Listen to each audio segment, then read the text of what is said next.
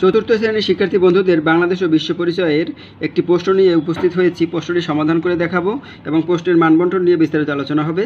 প্রশ্নটি ঝালকাঠি সদর উপজেলার আজকে এই পরীক্ষাটি হয়ে গেছে। তো তোমাদের যাদের এখনও পরীক্ষা হয়নি বা ভবিষ্যতে যাদের কাজে লাগবে সেজন্য কিন্তু এই ভিডিওটি করা হচ্ছে তোমাদের জন্য। এখানে দেখো প্রথমেই সঠিক উত্তরটি খাতায় লেখো। এরকম 10টা টিক থাকবে, তো টিকগুলো এখানে করে দেওয়া হয়েছে তোমাদের সুবিধার্থে। বাংলাদেশের কোন অঞ্চলে নদ নদীর সংখ্যা কম? এটা হলো ক নম্বর দিয়ে লিখবা। 1 নং প্রশ্নের উত্তর 1 নম্বর দিয়ে ক লিখে উত্তরটি লিখলেই চলবে, উত্তর অঞ্চলে। 2 নম্বরে কোনটি পরিবেশের ভারসাম্য রক্ষা করে? গাছপালা। 3-এ পরিবারে আমরা সবাই কিভাবে বাস করি? মিলেমিশে। রমা কানে কম শুনে, শ্রেণীকক্ষে তার জন্য তুমি কি করবে? সামনে বসতে দেব। বাংলাদেশের কোন অংশে চাকমা জনগোষ্ঠী বাস করে? দক্ষিণ পূর্ব অংশে। মারমাদের প্রধান খাবার কি? ভাত ও সিদ্ধ সবজি। সাধারণ অর্থে নাগরিক বলতে কাদের বোঝায়? রাষ্ট্রের সদস্যদের। যে কোনো নাগরিকের ভোট দিতে হলে ন্যূনতম কত বছর বয়স লাগে? 18 বছর। কেউ ঘুমালে বা পড়তে বসলে জোরে শব্দ করা একটি মন্দ কাজ। আমরা কোথা থেকে মূল্যবোধের শিক্ষা পাই? পরিবার থেকে পাই, সমাজ থেকে পাই, বিদ্যালয় থেকে পাই। সেজন্য উত্তর হবে ঘ নম্বর সবগুলো। এবার দেখো 2 নম্বরে রয়েছে সঠিক শব্দ দিয়ে শূন্যস্থান পূরণ করো। এখানে শূন্যস্থান পূরণের ক্ষেত্রে তোমরা পুরো লাইনটি তুলে দেবে, তারপরে শূন্যস্থানের জায়গায় শব্দ বসিয়ে নিচে আন্ডারলাইন করবে। বাংলাদেশের দক্ষিণাঞ্চলে ভূমি নিচু, এখানে নিচু লিখে নিচে আন্ডারলাইন করে দেবে। আমাদের মাঝে অনেকেরই ড্যাশ আলাদা, পেশা আলাদা। চাকমাদের গ্রাম প্রধানকে বলা হয় ড্যাশ বলে কারবারি। আইনের চোখে সকলেই সমান, সবারই শিক্ষা গ্রহণ করার ড্যাশ আছে, অধিকার আছে। এবার আমরা চলে যাব 3 নম্বরে। 3 নম্বরে দেখতে পাচ্ছ এখানে শুদ্ধ অশুদ্ধর বিষয়টি রয়েছে। যদি বাক্যটি শুদ্ধ 3 নং প্রশ্নের উত্তর দিয়ে, বাক্যটি শুদ্ধ হলে ক নম্বর দিয়ে শুদ্ধ লিখবে, আর অশুদ্ধ হলে ক নম্বর দিয়ে বা খ নম্বর দিয়ে অশুদ্ধ লিখবে। যেমন বাংলাদেশে শীতকালে বেশ ঠান্ডা পড়ে, শুদ্ধ।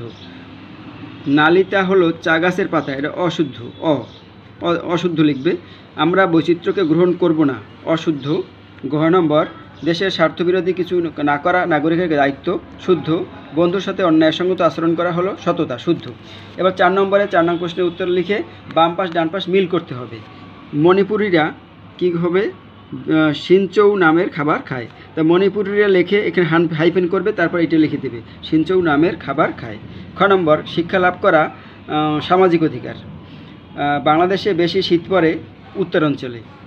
সমাজে সকলের মাতৃভাষা এক নয়।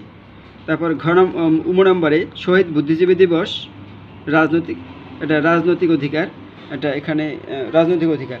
এবার 5 নম্বরে রয়েছে দেখো নিচের প্রশ্নগুলোর সংক্ষেপে উত্তর দাও। 10টি প্রশ্নের উত্তর দেবে, এখানে রয়েছে 12টি, তো এখান থেকে 10টি প্রশ্নের উত্তর দিতে হবে।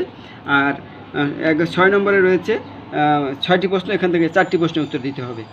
তো এখানে এই জায়গার প্রশ্নগুলো 1 লাইনে বা 2 লাইনের মধ্যে লিখলেই চলবে, আর এইখানে প্রশ্নগুলো 3 থেকে 4 লাইনের ভিতরে লেখার চেষ্টা করবে। একাধিক অংশ রয়েছে, প্রত্যেকটা অংশই কিন্তু তোমার লিখতে হবে। যত লিখবে ততই কিন্তু নাম্বার ক্যারি করতে পারবে, নতুবা কিন্তু নাম্বার কম পাবে। গাছপালা 3টি উপকারিতা লেখো। গাছপালা আমাদের ফলমূল দেয়, কাঠ দেয়, তারপরে অক্সিজেন দেয়। চাকমাদের প্রধান ধর্মীয় উৎসবগুলোর নাম লেখো। মানবসৃষ্ট 3টি অবকাঠামোর নাম লেখো। তারপরে তুমি কখন ভোট দেওয়ার অধিকার লাভ করবে? 18 বছর হলে। জুম চাষ বলতে কী বোঝায়? পাহাড়ে যে চাষ সেটা লিখবে। 3টি সামাজিক অধিকারের নাম লিখো। এগুলো তোমরা পারবে। আমরা কোথা থেকে মূল্যবোধের শিক্ষা পাই? বিদ্যালয়, সমাজ এবং পরিবার থেকে। এর 3টি ক্ষেত্র লেখো। এই যে বলে দিলাম। বৈষম্য বলতে কী বোঝায়? যাদের হাঁটা চলার সমস্যা আছে তাদেরকে তুমি কিভাবে সহায়তা করবে? তাদের চলতে সাহায্য করব। নাপ্পি কী? 3টি নৈতিক গুণের নাম লেখো। সামাজিক পরিবেশ কাকে বলে? এরকম এটা 1 লাইনে বা 1.5 লাইনের ভিতরে লিখবে, আর এইগুলোর অ্যান্সার কিন্তু তোমরা করবে। এগুলো আমি আর বলে দিলাম না, এটা তোমরা দেখে এই প্রশ্নগুলো অ্যান্সারগুলো দেখে নিজেরা বের করে উত্তরগুলো একটু করে নেবে। ধন্যবাদ সবাইকে।